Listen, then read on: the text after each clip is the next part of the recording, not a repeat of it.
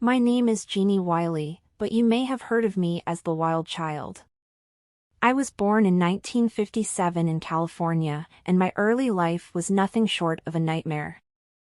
I want to share my story with you, even though it's filled with pain and isolation.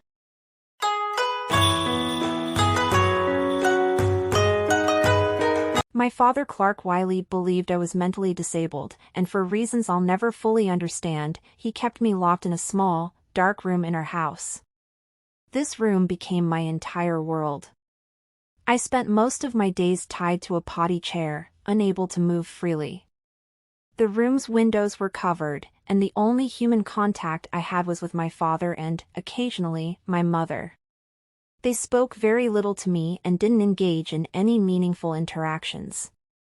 I was forbidden to make noise or speak, and any attempts to do so resulted in severe punishment. As a result, I became silent, and my development was severely stunted. I had no exposure to the outside world, no education, and no understanding of basic social norms or language. My life changed dramatically in 1970 when I was 13 years old.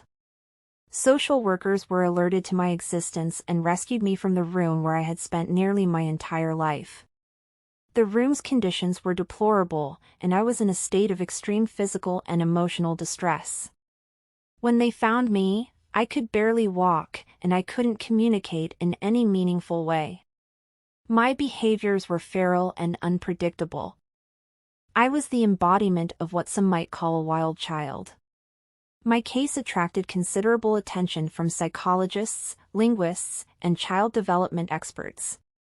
They were eager to understand what would happen when a child missed the critical window for language development and socialization during early childhood.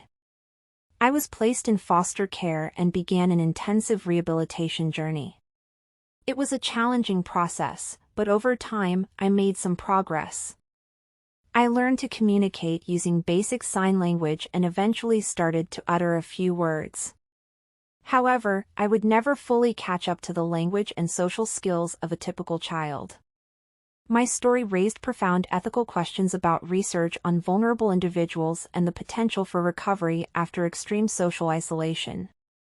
It remains a complex tale of tragedy and resilience, serving as a stark reminder of the enduring impact of early childhood experiences on a person's life.